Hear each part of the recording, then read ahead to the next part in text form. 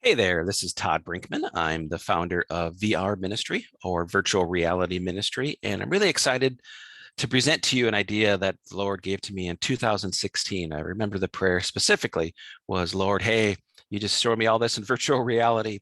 Put me to work and be careful what you ask for because I got just a wonderful data dump. It was all not there in my head, and then instantly, just a massive amount of information was in my head.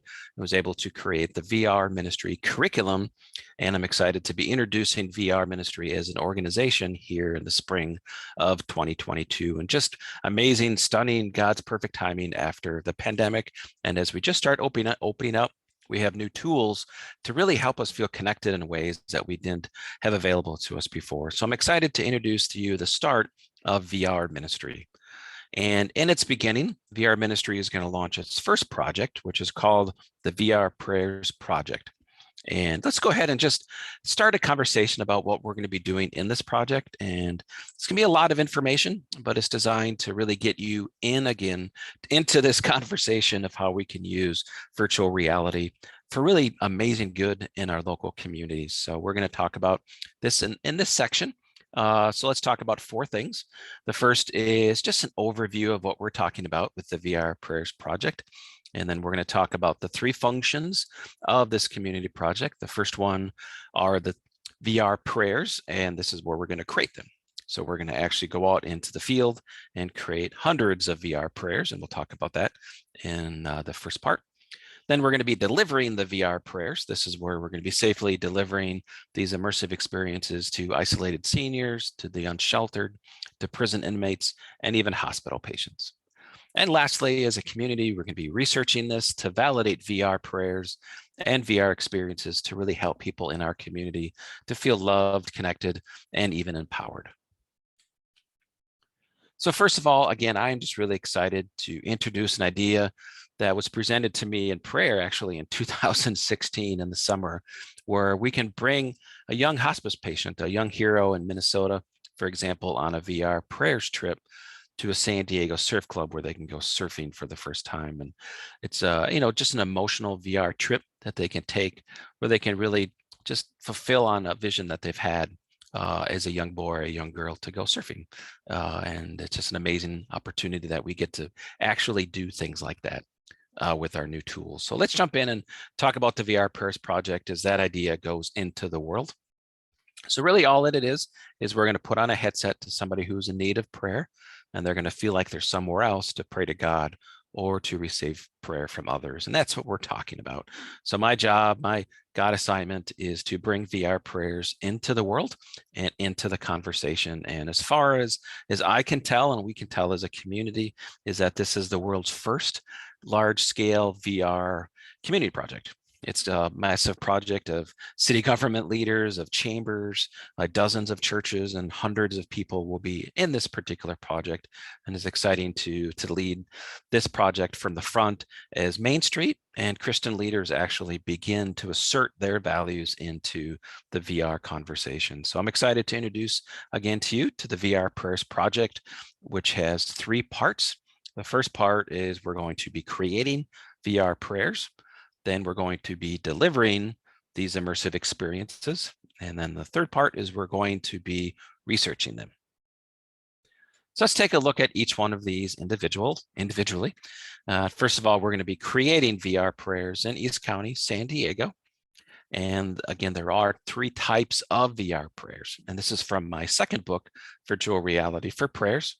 And these three parts include 360 personal prayers, 360 community prayers, and VR prayers. And let's dissect them all here real quickly. The first one is where someone will put a headset on and they'll know instantly where they are, and they'll know the people in the video, for example. So it'll be a personalized experience just for them. And it's amazing what's possible with our immersive technology because they'll actually feel like they're somewhere else. So just imagine you're all alone in a hospital room, especially during the tough times of COVID, where nobody can hold your hand and doctors really can't even connect with you. Wouldn't it have been great if a hospital patient could have put a headset on and they could have had the choice of picking 30 churches to go pray from before their treatment? Wouldn't that have been great? But that is actually what we're doing in the VR Prayers Project. So we're helping hospital patients, isolated seniors, and even prison inmates really feel connected to the community, again, in ways that we just didn't have available to our community before. And the second type of VR prayers are 360 community prayers. This is designed for everyone in the community. So this is not a customized trip for a person, an individual. It's designed for everyone in the community, or maybe somebody wants to create a prayer, for example, to all of the seniors during Christmas time. So these are for a large group of people or for everybody in the community. And I like to think of this as a menu of hope. So just imagine a hospital patient, again, having a choice of local places to go pray from or really connect or meditate with in the community. This could include parks or gardens. And again, just imagine a local hospice patient who can't physically go to church and they're okay mentally and physically. So they'll put on a headset and they can choose from 50 local churches to go pray from, for example. And this is what we're doing. And the last one are Christian messages. So just imagine, for example, a prison inmate, they're all alone, they feel isolated, and they can hear an amazing Christmas message from a local pastor. The third type of VR prayers are VR prayers, and this is much different because this is not a 360 video like the first two. This is a shared environment in the real or virtual reality. This is, again, an example where we're going into a virtual reality environment. And in this environment, they're going to join as their avatar or their digital twin, and others will join them as their avatar in this environment as well. And there are two types of these VR prayers like we just covered. The first one is in a real reality environment. So this would be actually at a local church sanctuary, for example. Maybe an isolated senior, they want to pray from a local church. And when they put the headset on, they look around and go, okay, I'm actually at a local church. It's the real world. And they join it as their avatar. And so it is everybody else in this experience. The second type is much different. This is actually a VR world. It's like a fantasy church world, for example, where somebody who is in a hospital, again, for example, can put a headset on and they can go to this gorgeous waterfall church on Mars, and their loved ones can join it, this experience, and pray together as a family. And in the past, we've had old technologies like Zoom, or we just haven't been able to connect in person on phones throughout history. So now we have new tools. So now we can feel connected in ways, again, that really will blow people's minds, because we have these new tools, which are just an amazing opportunity for us to connect to God and with each other. Up next is we're going to safely deliver these VR prayers to people in East County, San Diego, and this will be done safely in VR stations. So don't worry, we're not going to go out and just put headsets on people who are unsheltered. We're going to do it in a safe way, and these are going to be done through VR stations. These will be static, mobile, and some of them will actually be themed. And the next thing we're going to be doing in safely delivering these experiences is going through a delivery process where there's three parts. The first part is the pre-delivery. So we're going to make sure they're okay physically, make sure there's nothing on the ground, nothing they're going to swat, for example. And also we're going to talk to them, because some of these experiences will be emotional for sure. So someone who's maybe a prison inmate, for example, may put a headset on and they're going to hear a birthday message, and they may get emotional. So it's a time to talk to them ahead of time. So I would call this the pre-delivery. And then when that conversation is completed and they're physically safe, then they can actually put the headset on. And this is where somebody can put a hand on their back or hold their hand, or maybe someone's sitting down in a chair, maybe someone's laying down in a bed. So you just want to make sure that they're physically safe. And lastly, when they take the headset off, they're really going to be ripping one reality off of another, is how it's going to feel. And this is the post-delivery part, where you can really talk to the person who is viewing the experience and just see how they're doing. You can talk with them, you can pray with them, because in the real reality, they may be alone and isolated as a senior, but in the VR world, they felt alive and they felt connected. So now you can talk about that. And that would be the post-delivery process. And up next are the considerations. And these are always important because you want to make sure everybody's safe. The first one would be medical considerations. So you want to make sure that they can sit down and view a safe experience, so they don't have to spin around. Don't want to get anybody hurt physically. And also want to ask people, for example, like, are they taking any nausea medication? Those types of things. So just make sure they're medically okay. And also another consideration is mental health. And this is important because it's important to understand, the possibilities of how this could be very emotional. So somebody could put on a headset and pray from a local church in their community, and it could be emotional, especially somebody who's been isolated for a long time, like a senior in your community can put a headset on and they're praying from, it could be their favorite park and they haven't been there for a while and some memories pop up and all of that. So it doesn't have to, this isn't to discourage you from doing it. It's just to make sure that you have thought through that before you deliver a VR prayer. And it's also important to remember to always respect people's copyrights and get permission before you record any videos, and especially when you deliver them.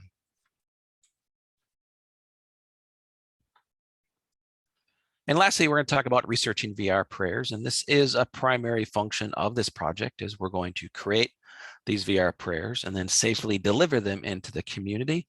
And then university researchers are going to be evaluating this as an element of even care down the road. And we're going to do this very professionally and with great care. And we're going to work with the best of the best in terms of research and development. So we're going to be looking at a series of topics. 3 of these would include a VR senior living ministry project, research projects. And then the other projects would be in homelessness, for example, or even prison. So in looking at research for seniors, we can look at how VR can help with loneliness, social isolation, even cognitive learning. Maybe they can learn a new skill. And can VR prayers help with trauma? And other opportunities could include a new training system for ministry volunteers and even empathy experiences with the community and public relations. So maybe people can put on a headset and understand the daily life of a socially isolated senior.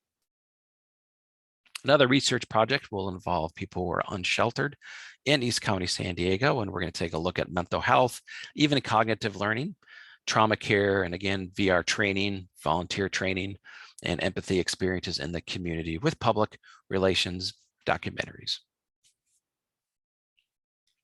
And we're also going to be looking at VR ministry research, and we're going to be evaluating inmate medical health with these experiences, how it can be used to support the mental health of an inmate. And again, VR training for volunteers and how that may work. And the one I'm particularly excited about is helping inmates with their discharge as they begin their way out of the prison system and back into the real world. We can help them with VR prayer experiences. And even after they're discharged, we're going to continue to work with them with churches in East County, San Diego, and then we're going to validate this process in research. So again, I'm just really excited to present to you an idea that's been on my heart since 2016, and I just couldn't quit. So VR Ministry and the VR Prayers Project is really the story of one person who really got their God assignment and was able to see it through terrible perseverance through COVID, like we all went through. But I'm excited to present to you an idea that I believe will be around for 100, 200 years, well past my life, is the idea of VR prayers. We'll go into the world in a way that really honors God and really helps people feel loved, connected, and empowered. So again, the VR Prayers Project is 3 main parts. The first one is the creation of the VR prayers, and then we're going to safely deliver them into the community. And lastly, we're going to be working with university researchers on validating this as care for the people in our community. So again, thank you very much. And I'm just really excited to end this process with you because it was a lot of information. But the good news is we have a lot of support. Over the last 5 years, I've been able to create a gigantic amount of content, and I call this the VR Ministry curriculum.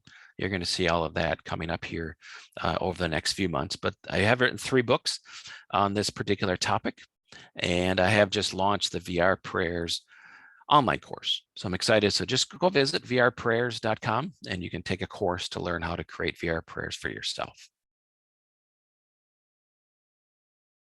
And also, you can join us on Facebook and LinkedIn. This is where we're going to be doing daily conversations, interviews. We're going to do real life examples, testimonials, media interviews, just a lot of content going into our Facebook and LinkedIn. As a community, we bring VR prayers into the world. And lastly, I've written dozens and dozens of blogs that are going on to our website, which is vrministry.com. These blogs will have a lot of research and just a lot of information that will help you create VR prayers for your community. And as always contact me at info@vrministry.com. I'll always answer your emails and provide insight to really help to get you launched in building VR prayers for the people in your community. So again, my name is Todd Brinkman. I'm the founder of VR Ministry, and it has been just an honor to start your VR journey. And I'm looking forward to meeting you one day down the road.